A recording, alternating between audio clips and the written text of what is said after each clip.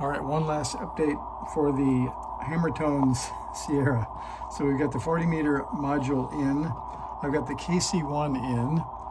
And we found out last episode that it could send CW, but I realized that you need the audio out to go into the radio to be able to hear what you're doing. Otherwise, you can't use the memories and you can't use any of the command modes. So I'll tell you what I did. I wanted to run a little piece of coax to take the audio down to the LM386. So I found a pair of these, and they have coax, but you wouldn't believe what's inside. There is the finest enameled wire you've ever seen, I think. Let me pull back a piece of this for you so you can see. This is maybe it's a little brute force, but you can see that this stuff is enamel. There's a little bit of fiberglass sticking on the side. Let's see if we can focus on something dark. Here, we'll try this. Okay, we'll put the wire against this and maybe you can see it focus. Maybe you can't. Maybe out about there. Anyway, they're as fine as a hair, but I used an X-Acto knife and scraped back the insulation on the ends and tinned them and used that for the wire. And I'll show you where that ended up at. That's this little thin black wire that runs between here and here, and that gives the audio connection to the keyer. So let's give that a shot and see how it goes. So I programmed in a CQ, which you can do by holding the memory button down, which is the button closest to the speed control, like that. So I hold that down, it puts it into a memory mode that says M, and then I put my message in, and then I press the button lightly again, and it takes it out of memory mode. And you can find, this is an odd place, but you can find the KC-1 instructions inside the manual for the NorCal SST.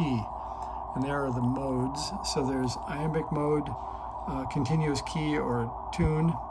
There's a break-in delay, and then there's report the current speed. So for example, if I hit both buttons to put it into command mode, then I say S, it says we're at 16 words per minute, so that works.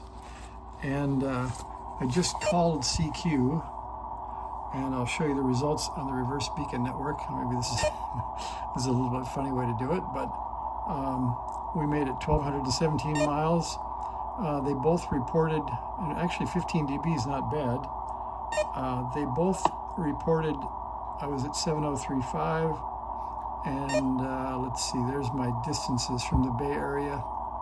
So we've got up into Canada, and what do we get? We got a VE6 and a WA7, so that's pretty good.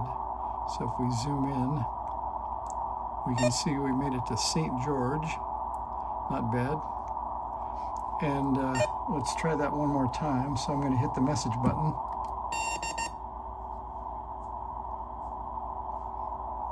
No, I think we may have programmed. Let's see. That's working.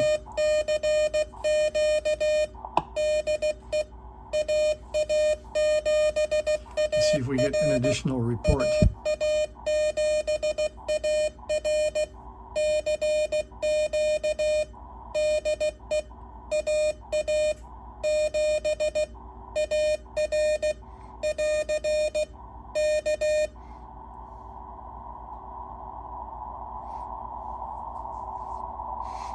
So far, only the two. We'll call one more time. Be nice if somebody answered.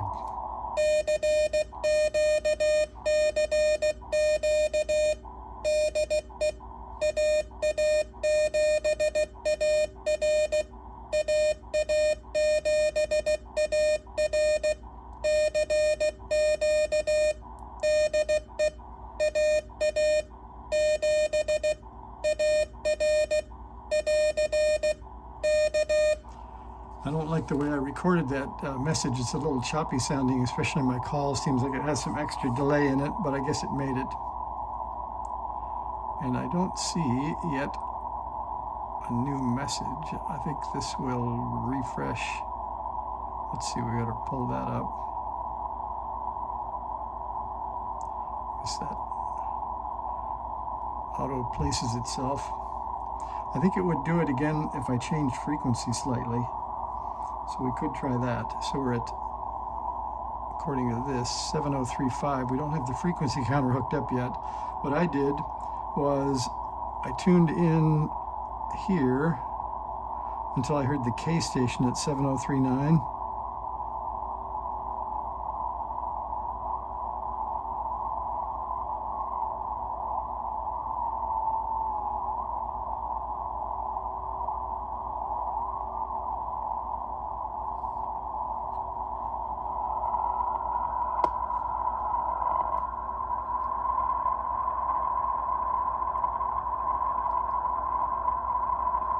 Which I don't hear right now.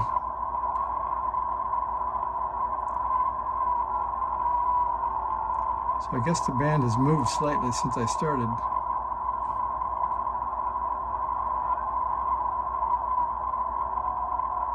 There it is. So that's 7039, and I just went slightly lower than that.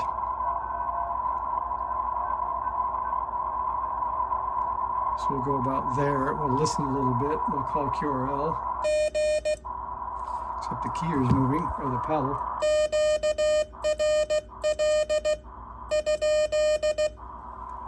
And then we'll try one more CQ.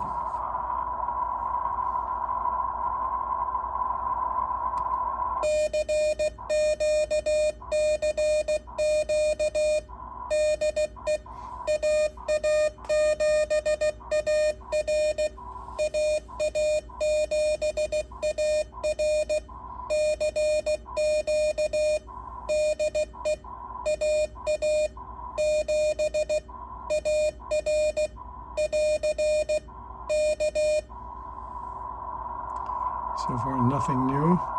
Let's see, there's our refresh button. Try one more.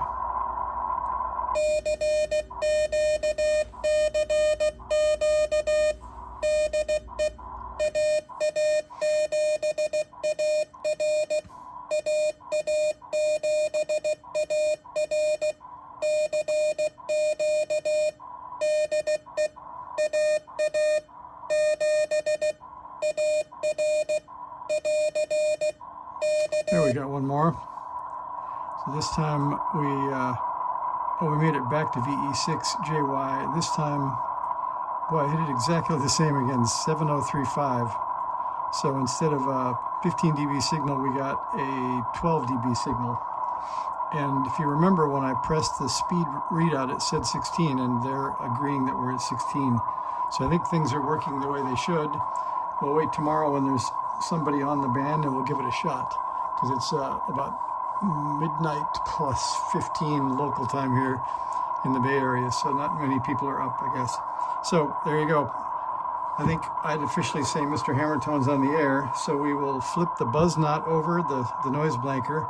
That will be next. The other improvement I made was this wire that runs the ABX was right down against, let's see if I can point at that. It was right down against the pins of the VFO here. So every time I touched the front panel, this wire was causing a sort of a frequency vibration like a spring. So that helped it to move it out of the way. So that's my last update for the night. See you guys.